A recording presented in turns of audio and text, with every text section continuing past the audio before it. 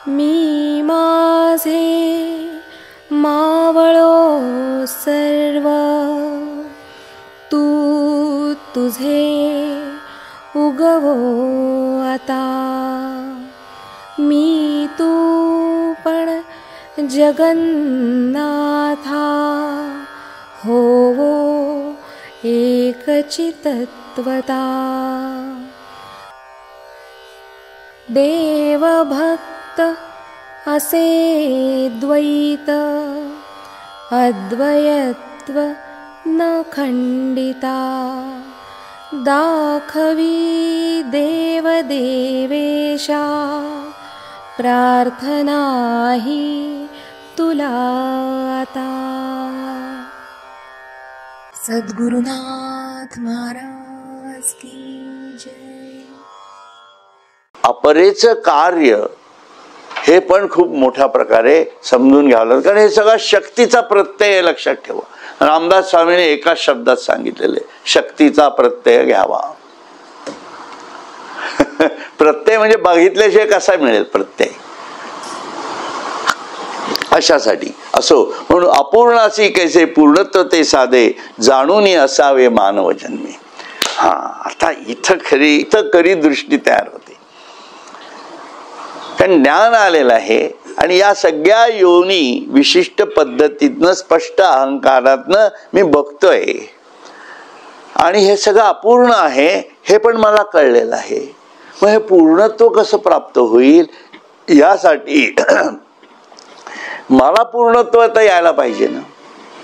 कारण दुसऱ्याला स्पष्ट अहंकार दिसतोय, मी त्याला पूर्णता आणण्याचा प्रयत्न का करू, बरोबर आहे ना. म्हणून मी पूर्णत्व पावणं हाच माझा ध्येयाची भूमिका तयार होते. म्हणून अपूर्णासी कैसे पूर्णत्व ते साधे, जाणून असावे मानव जन्मी. म्हणून मानव जन्माचीच ही खूण आहे खरं तर, की अपूर्णाला पूर्णत्व कसं आणायचं हे समजून माणूसच घेऊ शकतो. आता हे खूपदा सांगून झालेलं आहे, त्याच्यात खूप उहापोह करत नाही मी.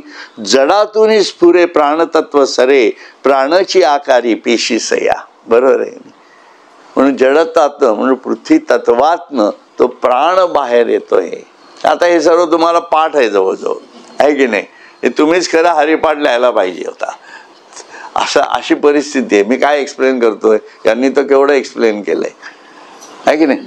त्याच्यामुळे तो जो प्राण वर येतो, त्या प्राणातनं मग ती तडफड सुरू होते ना, आणि मग ती समष्टी त्याच्यामध्ये येते, ईश्वरी तत्व त्याच्यात येत आहे, हे सर्व घडतंय. म्हणून जडातून स्फुरे प्राणतत्व सरे, प्राणतत्व सरे म्हणलेलं आहे. आणि म्हणून प्राणतत्व हे कायम सरसरत असतं, लक्षात ठेवा. ते तडफडत असतं, नाही तर प्राणतत्व असे म्हणता आलं असतं. ते सरतच असतं सारखं, लक्षात ठेवा. म्हणून त्याची ती सरसरता त्याच्यात आलेली. प्राणाची आकारी पेशीसया, बरोबर. प्राणाची आकारी पेशीसया, बहुपेशींची या साच्यातून बघा. आणि मगाशी जो आपण अगोदरच्या अभंगात जो काही आपण विषय घेतला तो पुढच्या अभंगात कंटिन्यू होतोय आता. म्हणून बहुपेशींची या साच्यातून बघा, 84 लक्षांचा प्रसव हा. 84 लक्षांचा प्रसव कसा आहे तो बघा. तुम्ही आम्ही सारे मानव कारणे, तुम्ही आम्ही सारे मानव कारणे, वेगळे जाणावे कोण्या कारणे.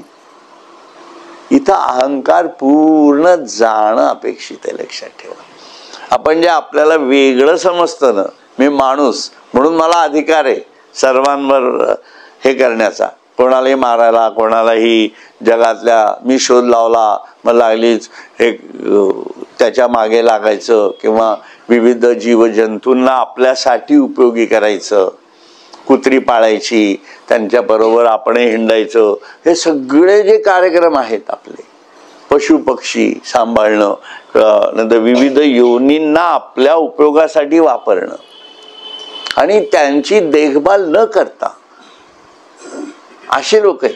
तुम्हाला कल्पना नसेल, आता ही जी कुत्री सगळी सांभाळल्या जातात की नाही, कुठली मिलिटरी मधली किंवा पोलिसांकडची वगैरे असतात ना, त्यांना बेदम खायलाही देतात पण बेदम मारझोडही करतात. आम्हाला पूर्वी सांगायचे, आम्हाला म्हणजे लहानपणी सांगायचे की ते पिंजऱ्यामध्ये तो असतो ना हंटर घेऊन उभा, रिंग मास्टर, ते वाघ वगैरे त्याने सटकले की ते लागलेच घाबरतात. का घाबरतात? कारण त्यांना बेदम झोडपून काढतात त्यांनी अगोदर. आपण विचार नाही करू शकत याचा, कारण त्याशिवाय तो घाबरेल कसा? साधा विचार आहे, बरोबर आहे की नाही? एवढा मोठा 3-3, 4-4 सिंह येत आहेत, फडाक मारलं की चालले ते, या स्टूलवर बस त्या स्टूलवर बस, बिचारे हाय उगाच आपलं करतात, जातात निघून परत. आहे की नाही? आणि हे वापरणं चालतंय, लक्षात ठेवा. म्हणून हा अधिकार मानवाला नाहीये खरं तर. पण बळी तो कानपिळी हा मानवानेच निर्माण केलेला किंवा नियतीने तयार केलेला एक नियम आहे.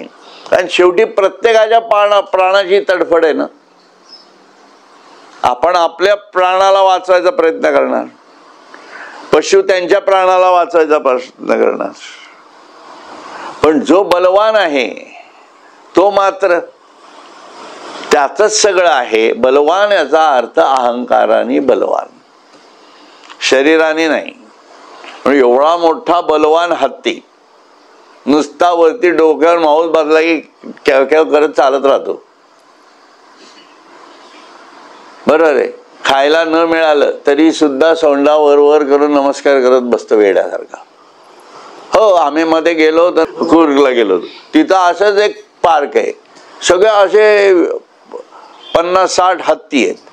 सगळ्यांच्या डोळ्याच्या जवळ जाऊन पाहिलं तर असलं ओघळ दिसत आहेत रडल्याचे सगळे हत्ती बघा तुम्ही.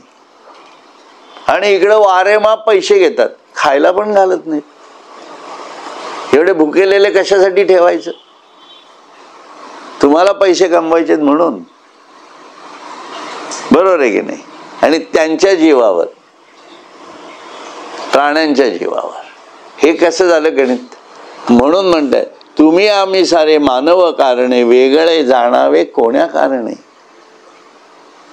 म्हणून ते हत्ती, ते सगळी बाग चालवणारे किंवा सर्व ज्या काही आहेत गोष्टी माणसं करत असतो, अगदी थोडस पलीकडे गेले की खाटीखाने दिसतील तुम्हाला. बकऱ्या आदल्या दिवशी उभ्या असणाऱ्या बकऱ्या दुसऱ्या दिवशी उलट्या टांगलेल्या दिसतात. काय आहे हे? बरोबर आहे की नाही? ती बिचारी रात्रभर म्या म्या करत बसते, तात्पुरता चारा टाकला जातो, तिला माहिती पण नसतं. सकाळी उठल्याबरोबर सूर्य उगवायच्या आत खटाक संपलेली असते बिचारी. आणि लोक रांगा लावून रविवारचे खात असतात. इथं परिस्थिती. मग तुम्ही आम्ही सारे मानव कारणे, वेगळे जाणावे कोण्या कारणे, जाणून घेता आपुली वैशिष्ट्ये, सहज आकळे रहस्या त्या. म्हणून आपलं वैशिष्ट्य काय हे समजून घ्या. पण मानवाचं वैशिष्ट्य बुद्धी आहे, आणि बुद्धी ही ज्ञानासाठी वापरता यायला पाहिजे. कारण नाही तर बुद्धी सहज अज्ञानी आहे. बुद्धी सहज अज्ञानी असते, म्हणून त्या बुद्धीला ज्ञानात घ्यावं लागणार आहे, तर ती त्या बुद्धीचा वापर होणार आहे. आणि ती ज्ञान जाणीवेतनं जेव्हा पुढे सरकते, अधिक पूर्णत्वाकडे जेव्हा लागते. कारण अपूर्णाशी कैसे पूर्णत्व ते साधे, असा विषय आहे आपला. म्हणून आपल्या अपूर्णत्वाला पूर्णत्व कसं साधायचं आहे, त्यासाठी आपली वैशिष्ट्य समजून घ्या, आणि त्याच्यामधनं मग आत्मशोधाची शक्ती तयार होणार आहे. म्हणून बुद्धीचे वैभव आकळून येता. म्हणून आपल्याला आपल्या बुद्धीचं वैभवच ठाऊक नाहीये. आपण आपल्या बुद्धीला ज्ञान जाणीवेतनं तळपताना कधी पाहिलंय का, असा प्रत्येकाने विचार करावा, असं माझं म्हणणं आहे. म्हणून ज्ञानेश्वरी प्रत्येकाने सांगावी. का न सांगावी? बुद्धीचं वैभव तळपलंच पाहिजे, दासभाव तळपलाच पाहिजे. कारण बुद्धीचा वैभव आकळून येता, कारण आपल्याला आकळणं गरजेचं आहे ते. म्हणून पारायणात आकळत नाही, नुसतं देवाचं नाव घेऊन देव आकळत नाही. बुद्धीच्या वैभवाच्या जाणीवेतनं, वैभव म्हणजे त्याच्या ईश्वराचं वैभव, ब्रह्म साम्राज्यातला ऐश्वर्य काढावं लागणार आहे, त्याला बुद्धीचं वैभव म्हणावं लागेल. म्हणून शोधाच्या त्या तेजा आत्मसुख, म्हणून तो शोधाचं तेज तयार करावं लागणार आहे ना. मला ईश्वर समजून घ्यायचा आहे, हे स्वयंभू तेज आहे. म्हणून तो अग्नी आता पुढे येईलच ते पुढच्या अभंगात वगैरे, म्हणून तो अग्नी पेटवावा लागतं, कारण अग्नी हे तेजाचं लक्षण आहे, लक्षात ठेवा. म्हणून मन तेजस्वी करावं लागतं, बुद्धी तेजस्वी करावी लागते, म्हणून त्याच्यातनं आत्मसुख मिळतं. म्हणून आत्मरूप बघा. अगोदर काय होतं, आत्मरूपी राहा. आता आत्मरूप बघा तरी आहे ना. कारण अपूर्णासी कैसे पूर्णत्व ते साधे, जाणून असावे मानव जन्मी, यासाठी आत्मरूप बघा, हरिरूप जाणा, सगुणा निर्गुणा एक रूपी. लक्षात घ्या. म्हणून तो प्रत्येक योजनेला कुठेतरी वेगळा आधार आहे, हे पण बघावं लागणार आहे. कारण हे सगळं आपल्यासाठी आहे, परिवर्तन आपल्याला करायचंय, जागच्या जागी करायचंय. आणि म्हणून ईश्वर कसा ज्ञानेश्वरी नंतर समजून घ्यायचा, हा दृष्टिकोन तर तयार व्हायला पाहिजे ना आपला, बरोबर आहे की नाही. मग तो बदल होईल कसा आपल्यामध्ये, आपला DNA बदलायचा ना, म्हणजे जीवात्म्याला आत्म्याला आणायचं ना. मग मन बुद्धीला त्या तेजात न्यावं लागेल ना. हे सगळं करणं याला साधना म्हणावी लागते. म्हणून म्हणतायत चेतवावावनी राहावे अभ्यासी, अभ्यासेन कौंतेय, बरोबर की नाही. चेतवावा वन्नी, हा अग्नी प्रज्वलित बुद्धी पुरस्सर करावा लागणार आहे. आळसानी नाही होत तो. बुद्धी पुरस्सर अभ्यास करायचा, तासन तास अभ्यास करायचा, वन्नी पेटेपर्यंत. म्हणजे वन्नी पेटतो याचा अर्थ काय होतोय, ते तेज माझ्यात तयार व्हायला लागतंय, मला आकळायला लागते, त्याला वन्नी पेटणं म्हणतात. नाहीतर आज कळलं परत 4 दिवसांनी विचारलं की अरे असं आहे का, परत वाचून सांगायचं, तसं नाही. त्याला वन्नी पेटवणं म्हणत नाहीत. आलं का लक्षात. मी हे सगळं का म्हणतोय तुम्हाला, तुम्ही बसलात की सुरुवात करता यायला पाहिजे, डोकंच तसं फिरलं पाहिजे. डोकं फिरल्याशिवाय ईश्वर कळतच नाही, लक्षात. म्हणून असं मेंदू असा ट्याव करून टाकायचं तिथं. अवघड आहे ना. रामदास स्वामी करतात तसं. मग साधे नव्हते ती लोक.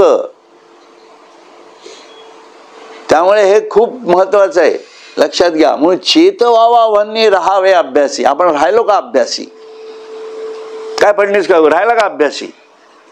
राहिलात ना. वन्नी पेटला का? मग चेतवा. हा, आणि त्या सज्जनगडच्या पायथ्याशी राहतात हो ही मंडळी. मग केवढं आवरण आहे रामदास स्वामींचं, आणि आपल्याला रामदास स्वामी कळत नाहीत. कशा जाणीवेदनं जावं लागेल, राहत नाही, हे आपलं प्रेमाने सांगतोय तुम्हाला. म्हणून पण हे करा कधीतरी, तर हा योग यावा लागणार, लक्षात ठेवा. हा योग आणावा लागतो आणि आपल्या जीवनात आणावा लागतो. तसा तो येत नाही, नाही तर काय जग चाललंच आहे. ईश्वराला काही घेणं देणं नाहीये, लक्षात ठेवा आपल्याशी. हे तर मी कायम सांगतो तुम्हाला. कुठल्याही देवाला, कुठल्याही दैवताला आपल्याशी काही घेणं देणं नाही. म्हणून तो चेतवावाच लागणार आहे. चेतवावा वन्नी राहावे अभ्यासी, शोधावे आपणासी निरंतर. म्हणून सेल्फ रिअलायझेशनच्या मार्गावरती चालावं लागेल. मी कोण, मी कशासाठी जन्म घेतला, मला काय मिळालं हा जन्म घेऊन, हे प्रश्न पडले पाहिजेत. पडत नसतील तर आपलं कुठं तरी मोठं चुकतं आहे हे कळावं लागेल. कारण हे प्रश्न पडत कोणाला नाहीत, नाही पशु लोकांना. पशु अहंकारी असतात, त्यांच्या पुरता असतो स्पष्ट अहंकारी. विशिष्ट या योनी स्पष्ट अहंकारी आहे की नाही. म्हणून हा वन्नी पेटवावा लागणार आहे. कारण जाणून या घ्यावे आपणा घडते हे कर्म कोण्या गुणे. आता जाणून घेताना आपल्याला हे कर्म आपल्या हातातनं जे घडतंय रोजचं ते कुठल्या गुणातनं घडतंय हे बघावं लागणार आहे. कारण ईश्वराचं कर्म पाहिलं हे काय येतं इथं, आपल्या कर्माचा विचार इथं का आला, कारण मी त्या उच्च आसनावर बसून ईश्वराचं कर्म पाहतोय आणि माझं कर्म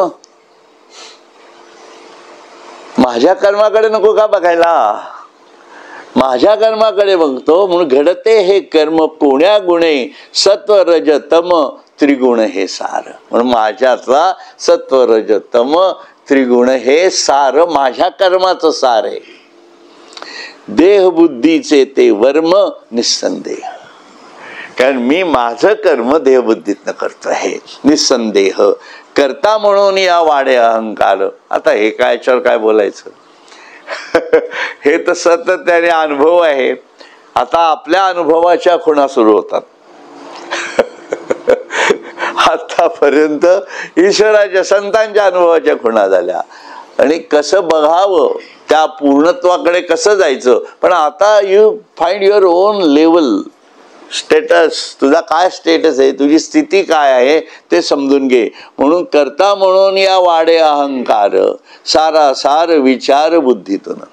म्हणून तुझा जो विचार आहे हा देह बुद्धीतनं तयार होतो आहे.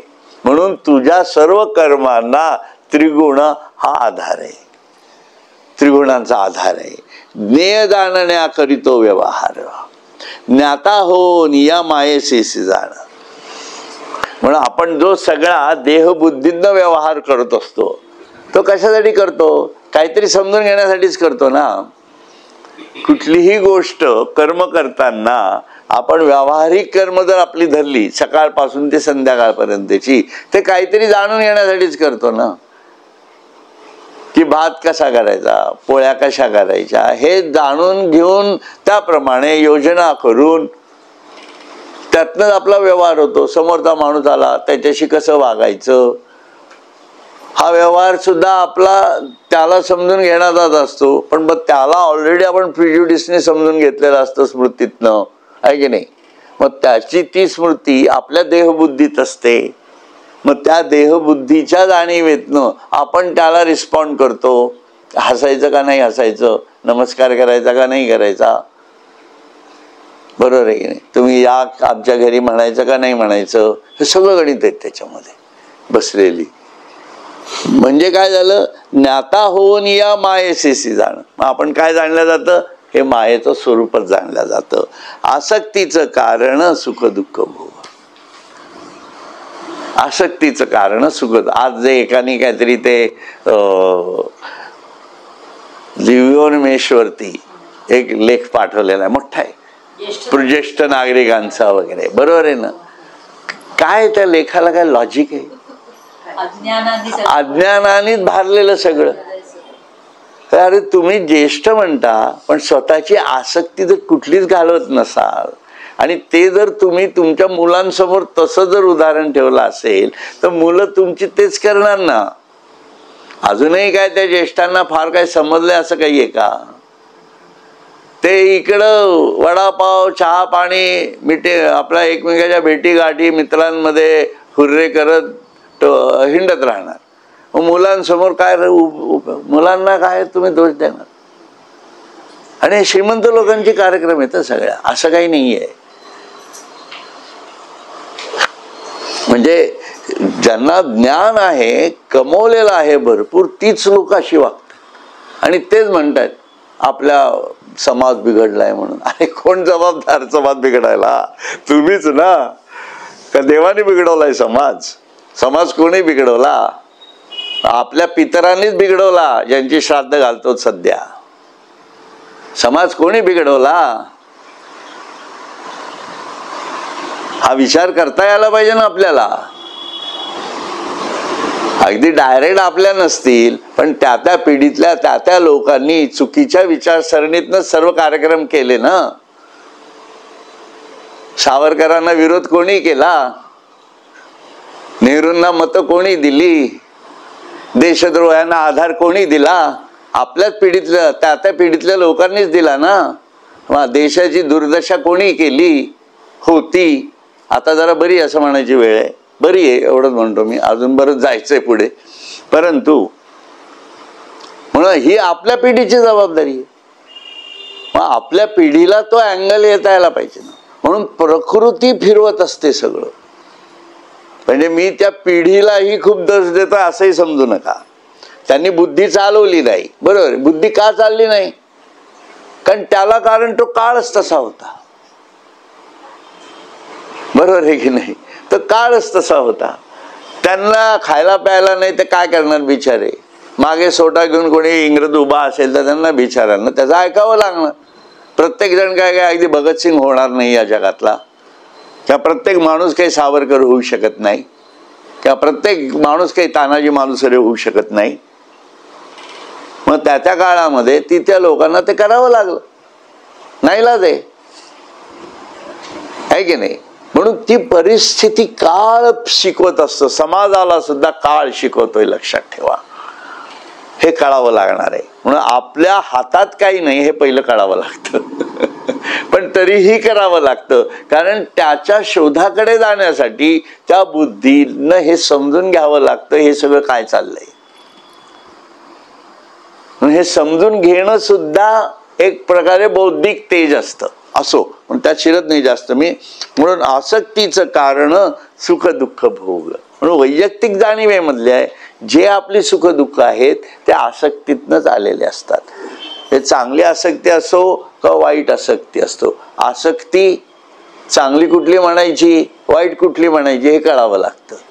म्हणून सत्व रज तमाच्या जाणीवेतनं तयार झालेली कुठलीही आसक्ती ही तशी वाईटच असते.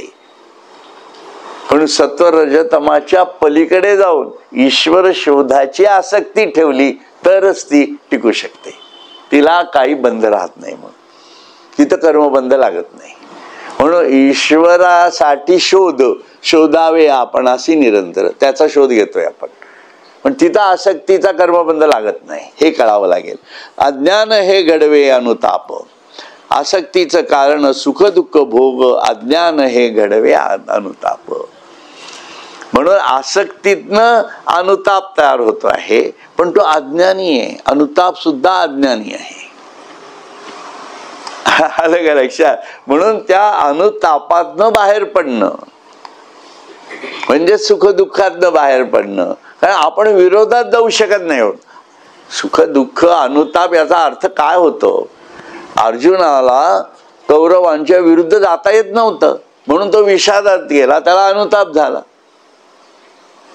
आपल्यालाही हे कळावं लागतं, जाणून घ्यावं लागतं की आपण आपल्या जीवनामध्ये आपल्या विरुद्ध जे होत असतो ते बघावं लागतंय आपल्याला.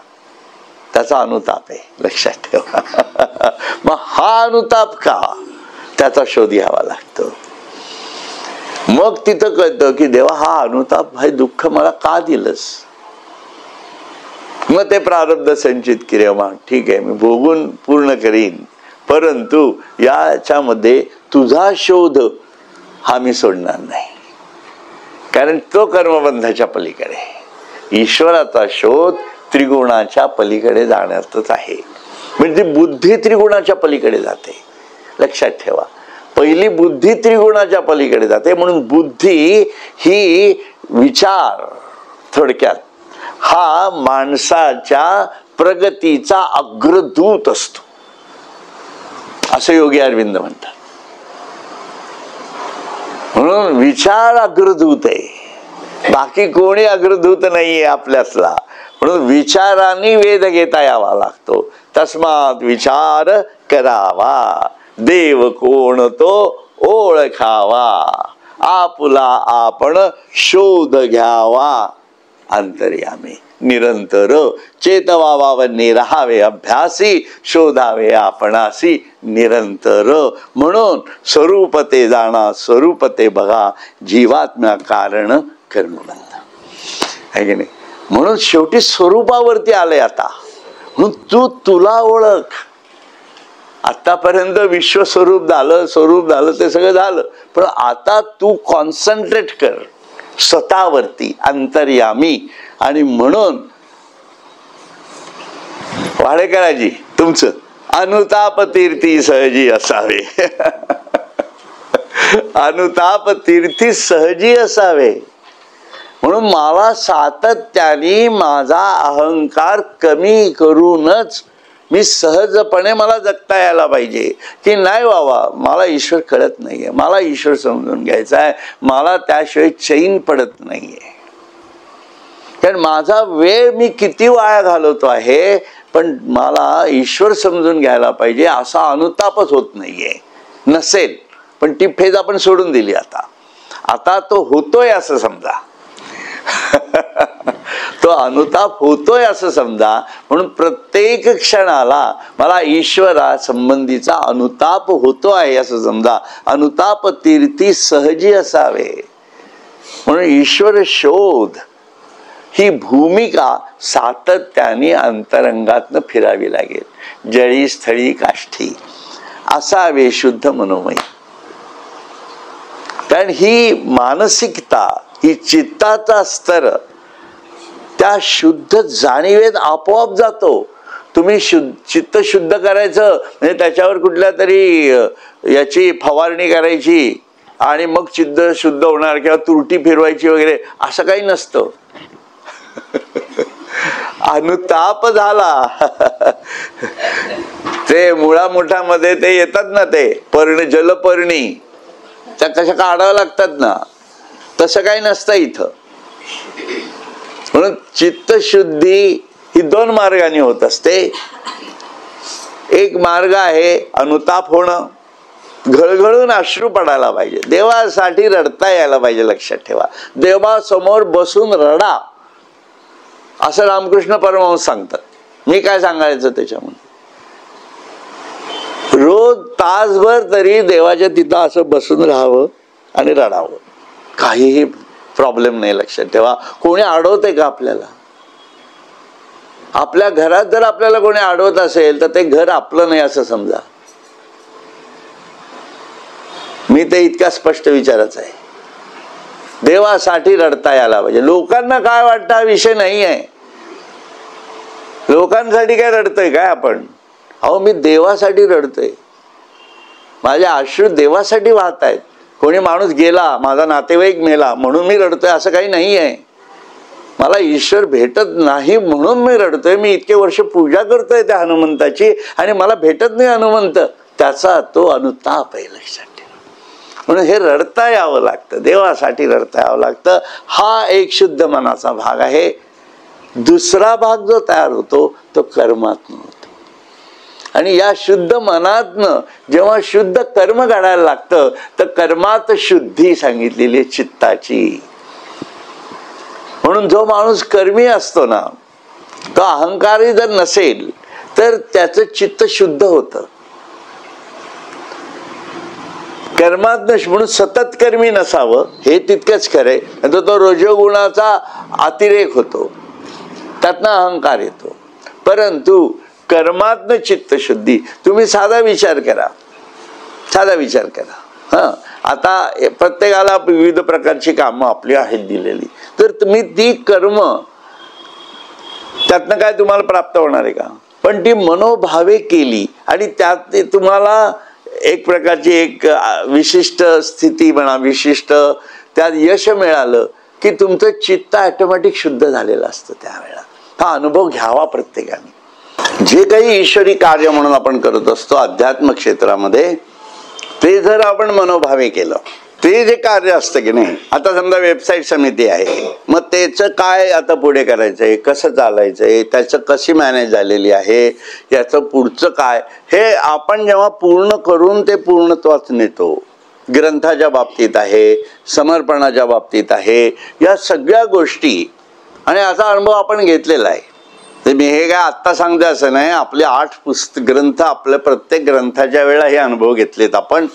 मग याच्यानंतरची फेज कशी असणार आहे तुम्हाला माहिती आहे की आपल्या लोकांपर्यंत पुस्तकं कशी आणायची, त्यांच्याकडनं पैसे कसे घ्यायचे, निम्म्या किमतीत घ्यायचं कसं, हे सर्व कार्य आहे. लक्षात ठेवा. आणि या कर्मातनं चित्तशुद्धी होते. आणि चित्तशुद्धी होते म्हणजे कसं, आपल्यालाच समोरचा माणूस कसा आपल्याशी वागतो हे कळतं,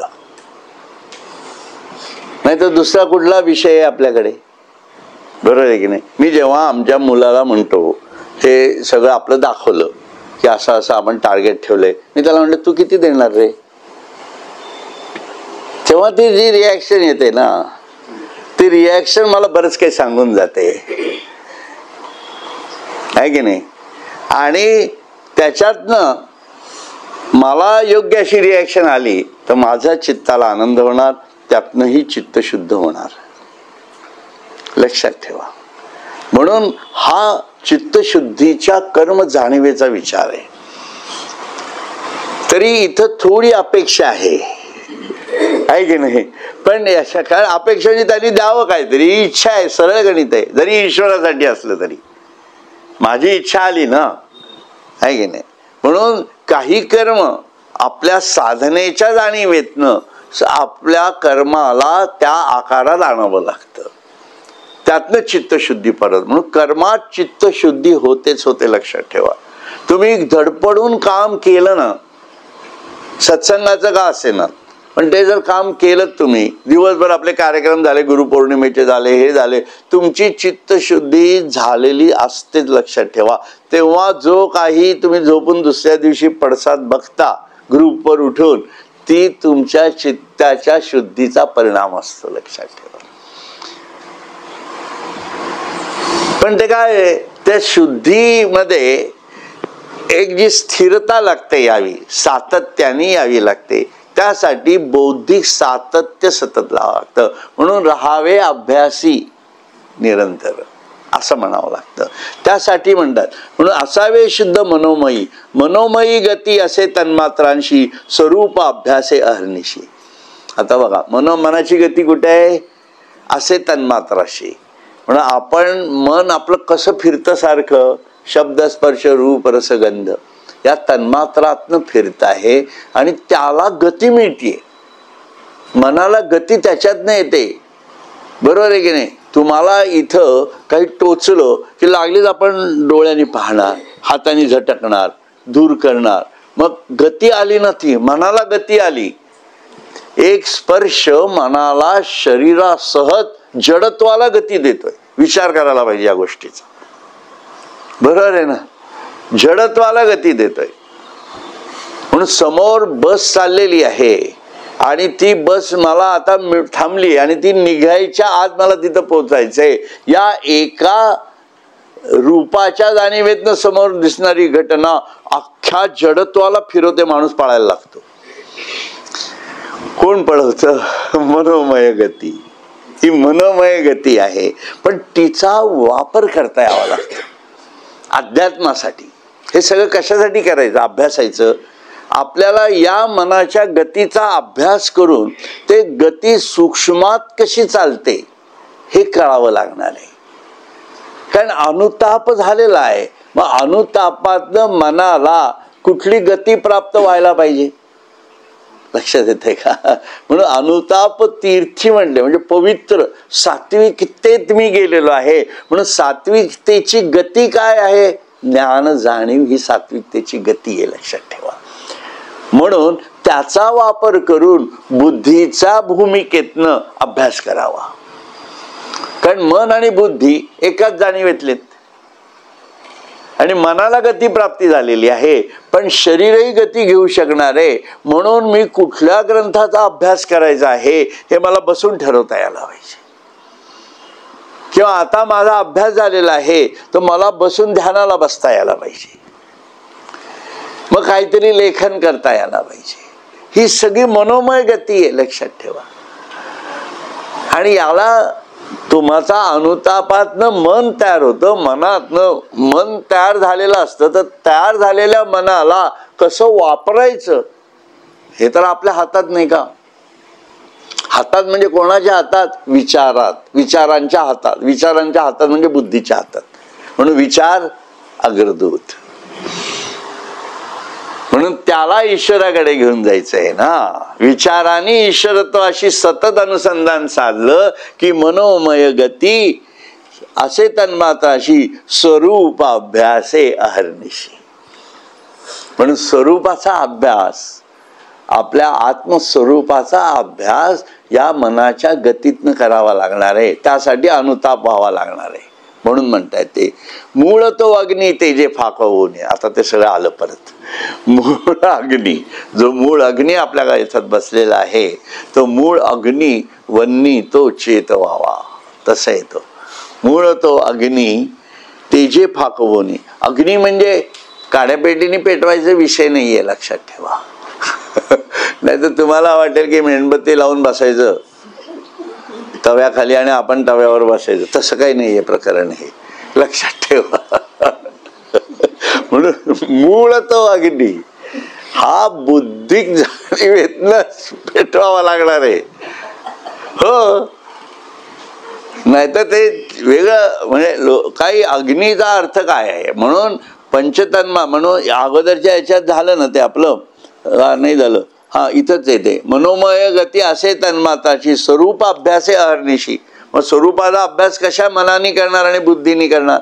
म्हणून मनाचा यज्ञ आणि बुद्धीचा यज्ञ, हे जे मी सांगत असतो नेहमी, हा यज्ञ तन्मात्रांशी जोडून आहे. म्हणून मन हे या तन्मात्रांनी स्पर्शित असल्यामुळे त्याच्यातनं ईश्वर शोध बाह्य कसा आहे आणि माझ्या अंतरंगात कसा आहे हे समजून घ्यायचं. त्याच्यात अनुताप झालेला असतोच आणि त्याच्यातनं बौद्धिक अभ्यास सुरू करायचा. म्हणून एकातनं सगुणाचा अभ्यास सुरू होतो, कारण पंचतन्मात्रा सगुणातनं काम करतायत. बरोबर आहे की नाही. आणि आपल्या ज्ञानेंद्रियांना तो समजेल असा विषयच नाहीये. तो ससंवेद्य करावा लागणार आहे. तो निर्गुण आहे. म्हणून निर्गुणाचा अभ्यास बौद्धिक जाणीवेतनं करावा लागतो.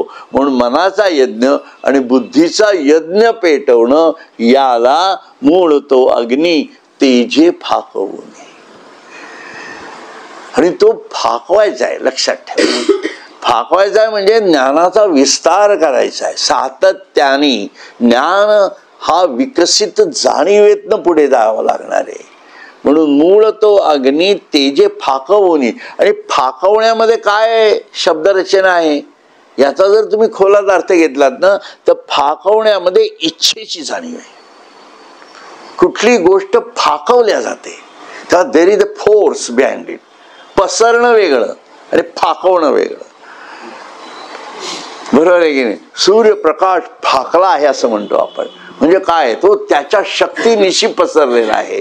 म्हणून ज्ञानाच्या जाणीवेतनं आपलं व्यक्तिमत्व फाकवता यावं लागणार आहे.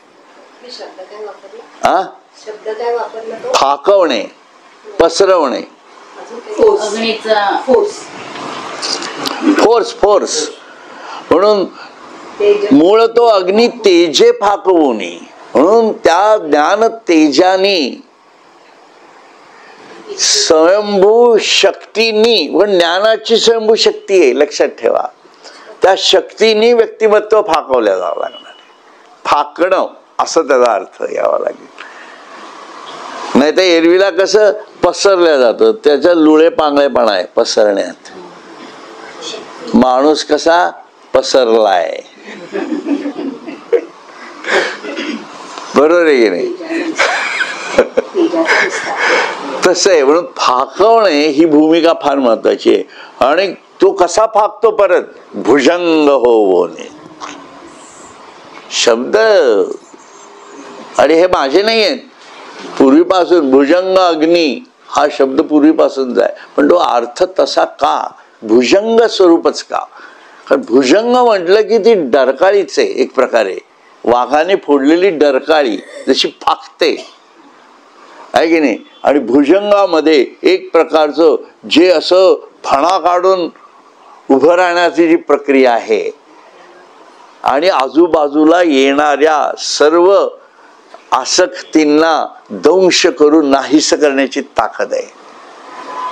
म्हणून भुजंग अग्नी होनी प्राणधरी. म्हणून आपल्या प्राण जाणीवेला असतो भुजंग पकडला गेला पाहिजे.